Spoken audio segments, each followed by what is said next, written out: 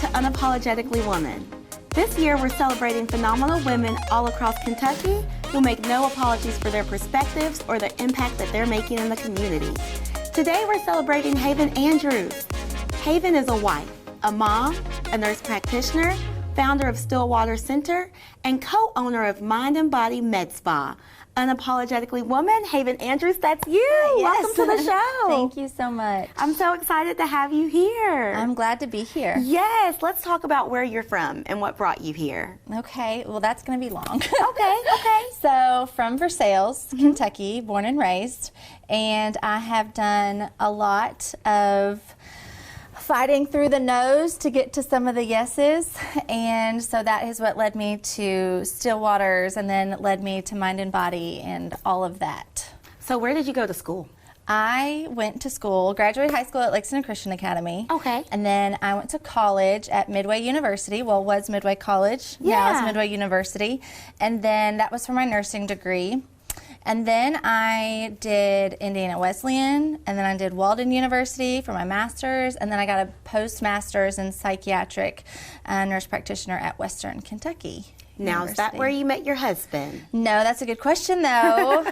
I met my husband through family. I worked with his dad in the emergency department, and they kind of hooked us up. So technically, I met him on Facebook because he deployed. And so we talked on Facebook, phone, Skype, and then when he came home on leave, I met him, and it was just love at first sight. That's so sweet. Yeah. But I heard you say that he was deployed. That Yes. must have been hard. Tell me about that. So I think it was probably hard in the sense that I've never had like a long distance relationship or a long distance relationship worried about someone like dying and not coming home. Yeah. And it was 12 months, so it was just like a really long time.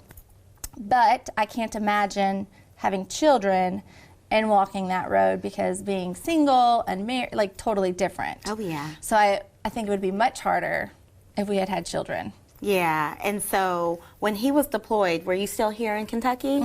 Yep, I was working as a nurse and getting my bachelor's degree in nursing at the time. Now, that sounds like a challenge in itself. So Yes. tell me about that. Yeah, so going to school full-time and working is a lot. But I think it's helpful with a lot of the programs now you can do online. So that makes a big difference. Like home work-life balance is a little bit better doing online versus going to school and sitting in class and all of Yeah. that.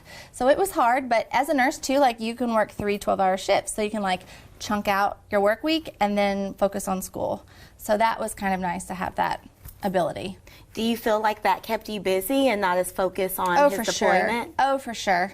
I mean, I like didn't have a moment where I wasn't doing something. Yeah. So yes, absolutely. Now listen, it takes a special person to be a nurse. I know that when I was just trying out different things and shadowed a friend, I took a lot of the emotions of what was going on home with me. How were you able to handle that, and kind of what sparked your interest into going into that profession? Well, my mom was a nurse, and I told her my whole entire life I will never be a nurse. Yeah. The hospital smelled bad. She would come home and smell like work, you know, and it's just like, ew. And I hated cafeteria food at the hospital. But clearly God led me in a direction that was different than what I thought. And emergency nursing is my background. Like I've literally never done anything other than emergency nursing, and that's where I think my personality fit well with where I was working. And I think that's one good thing about nursing. Yeah. Is there's so many different fields that you could go into that you can find one that fits you. Right. And that was emergency nursing was mine. Now, why emergency nursing? I don't know. I think because I like excitement and I like the fact that there was something new all the time. And so it was like constantly changing and you're not like stuck in a pattern of like the same thing every time you go to work. Right. And I think like, which probably people feel is across the nursing board, but the people you work with makes a huge difference on how much you like your job. And I think that also helped because I worked with like an amazing crew. And when you're working for like legit life and death and you're like in the trenches with people at those like high emotional adrenaline times, you form bonds that you'll literally just keep forever. Wow. That's like trauma bonds, though. Yes. Oh, Now- for sure. That's basically, I mean, we're traumatized at the same time. So yes, basically that's it. Is it like Grey's Anatomy? I mean, to an extent, yes. I don't think, I didn't know so much about like the the love relationship side of things. I kind of stayed out of that, but I think it was happening. I just didn't know so much about it. That is so funny. Okay, so nurse practitioner. When did you officially become a nurse practitioner? In 2014. Okay. So that's when I graduated and took boards and all the things. And then you were led to doing a med spa. So how did that translate? What led to that? So I was doing family practice for a while. And family practice is very different from emergency. So it's very monotonous in a sense. And I was a part of a corporate medicine group, and that is not where my heart is. Yeah. That's where it became a business and not about your patients. And they make rules and you don't understand why from a clinician standpoint, but you have to do it because that's what the big bosses say. Right. And I don't like that. I wanted to treat my patients with enough time to really form connections, and I wasn't getting that. And so after, 2021 is when we opened Mind and Body Med Spa. So during that 7-ish year period, I realized that that wasn't for me, and I needed, and ever since becoming an NP, that was kind of my goal from the start, was to have my own practice to where I can more holistically treat my patients, and we really get that at Mind and Body, and that's what I love. That's amazing. I love that because you have a heart, and I can just feel it right now. You have a heart to help people. And so what led to the Stillwater Center? Okay, that's a long story. You ready to hear it from the start? We are ready. Okay, ground up. Here we go. Okay, so I met my husband. Yes. He was deployed. He came home. I knew he was going to propose. I'd already bought my wedding dress, okay, even though he hadn't yet. But anyways, we got married, and then he was still in Texas because that's where he was stationed. So once we got married, I then moved down there. And we had been 3 or 4 months married, living in the house together. Someone broke into our home, sexually assaulted me. Wow. And I was forever changed. I told my therapist, I felt like that was my funeral. I imagined myself standing in front of a coffin, and that was me. So I will never be that person, which I don't think is necessarily a bad thing. I feel like I've made it out of the pit, thankfully. And my goal with Stillwaters is so that people don't have the same type of experience that I had. Starting with law enforcement, starting with the judicial system, starting with the EMS that responded, with the exam process, all of that. Can you talk about that? So, yeah.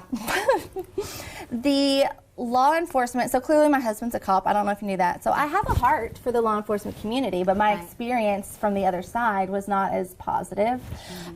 I think, too, because I was in a military town, I think that sexual assaults happen frequently. And I think sometimes the thought behind law enforcement is that that the female is either lying or that they were in a bad situation they shouldn't have been in, and so they kind of not deserved it, but they put themselves in that position. And so I don't feel like they took me seriously. And once I met with a detective and we read the police report, it was almost laughable, and I felt so I just wanted to get him, Yeah.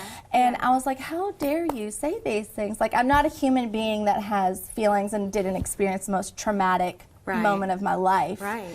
And so that was real sour. And so the suspect, if you will, has not been found. Don't know who he is. I mean, the DNA is in a national database, the CODIS. Thank God for that. So I hope that he's not doing it to anybody else. Unfortunately, we know statistics show you're not going to be the only one, and it's probably happened before me, unfortunately. But if that ever comes to fruition, I'm honestly fine. I have forgiven him because for myself, I needed that for healing, right? So part of me is I hope if he's not doing it to anybody else, but I would be fine to not have to go to court and do all of that stuff, especially now that I have kids, and they'll be like, where are you going? Why are you going there? Yeah, and I just be up fine. A wound. Yeah. Yeah, I would be fine if they never knew that I had experienced something like that. So that was not fantastic. Now, at the emergency side of things, in the hospital, EMS, that was just odd in itself, but the hospital is actually the hospital I worked at, and I had literally just left 2 hours prior. Yeah. So I worked there, so I had to go back to everybody I know works, and I was now the patient on the board, and it was very not great. Yeah. And I mean, because they were my coworkers, I did receive great care. And the SANE exam, which is the sexual assault nurse exam or nurse examiner, that was otherwise seamless. But something that I don't think that people should have to experience in an emergency department, because it's just adding to secondary trauma. Yeah, yeah. Whew, that's a lot. Woo-wee. Yes, that is a lot. That is a lot. So tell me about the services that Still Waters provide. Okay, so in 2019, Still Waters became a IRS registered nonprofit organization. 2017 is really when I kind of started that process. I felt God was like pushing me in the direction to like, this is why this happened, is so that you can do a greater good. And so I just started talking to people and like sharing the vision out loud, and just to kind of see, who do you think I need to talk to next? Because this is what I'm going to do, so how do I get there? What road bumps do you think I'm going to come against, so I can kind of navigate that? So I just started like meeting, talking, all the things. And so finally in 2019, Ampersand Regional Rape Crisis Center now. Okay, so it was Bluegrass Rape Crisis Center. Now it's Ampersand Sexual Violence Resource Center. Whew, it's a mouthful. So we kind of partnered initially, and I kind of umbrellaed under their agency. The people that worked there were phenomenal. And so they kind of helped me go into the direction of getting MOUs, or Memorandum of Understanding, with hospitals. And so my vision, that's still my vision, is to have a standalone center to where people can come outside of the hospital, and it be like a one-stop shop. So they have all their resources there. They have counseling, they have mental health care following up after the fact. Like women's care after the fact as well, because you're supposed to get checked for things 2 weeks after, and just continuous care after that. If law enforcement needs to interview, they'll have a room for that. They'll be able to get their exam there, all the things. So it's a safe place for them to come, because that's the care that they deserve when they've experienced something as terrible as that. Because this is your body. You should have control over your body. Yeah. No one should take that from you. Yeah. And I want to be able to encompass and give love and peace and hope to those people in a standalone center. Financially, we are not there yet, because grants are hard, funding is hard, fundraising is hard. So currently we're contracted with LifePoint Hospitals here in Central Kentucky. We just contracted with UK and Central Baptist. Central Baptist are, our contract isn't active yet. We're credentialing our providers, which takes such a long time. But we have to do safe care inside of someone else's facility, so we'll jump through the hoops. So that gives us Woodford County, Scott County, Bourbon County, Clark County. Those are our hospitals as part of the LifePoint system. So we get called, we go in, we do the exam. Ampersand usually sends an advocate as well, and so there's 2 of us there to kind of help lead them in the direction. But a lot of our nurses are survivors as well, so they have a heart for this patient population, and that really drives the care that's provided. Oh yeah, it's personal. Yes, it's very personal, and I think that like our goal is to, even if we impact one person positively, like at the end of the day, that's what matters. Oh yeah. And so that we, right now, in a nutshell, do the sexual assault exams. And I heard you talk about forgiveness and all of that. And so what part does faith play in what you do on a day-to-day basis, especially with Still Waters? Yeah, all of it, basically. I know, so nonprofit work is really hard. And there's a lot of days that I just want to pass the torch and walk away, basically. But I know that this is God's calling for my life. Like, without a doubt, I know that. And so I'm just going to keep going. Yes, yes. One step at a time. Like I said, one no at a time until I eventually get a yes. Like, that's my goal. But it plays a big part. Hence, Still Waters, Psalm 23. God leads us behind still waters. So, like, that's the vision that I want to give, is like, yes, you're in a valley, but you're by still waters and he's walking with you. And, like, so are we. Yeah. Like, we're here for you. So that's, I mean, faith is basically all of it, or I wouldn't be here, I promise you that. Yes, that is so deep. And for people who look at you and see that you have it all together, even after everything you've been through, and I know it wasn't just a straight path, it was curvy and all of the things, what piece of advice would you give to young girls or even young adults that are looking up to you or figuring out how you got through it and to try to apply that to themselves? Okay, well, it's hard. Let's just accept it's hard. Like, it's going to be hard. There's not an easy road to take. But one day at a time. That is one thing that was huge for me, is if something traumatic happens in your life, no matter what it is, it's trauma to you. It can be anything as if it's trauma. And thinking about the future, because your life stops when that traumatic event happens, and it feels like the rest of the world is just living their life, and you're like, but what about me? Like, I'm stuck and I cannot move. One thing, like focusing on literally one day at a time. Like, today is today. I literally cannot think past today, or my pit of self-pity is gonna be so deep I might not get out. And so, like, taking it one day at a time, know it's gonna be hard, but like have the drive and gumption to know that you're gonna get there just one day at a time. Like, just don't give up.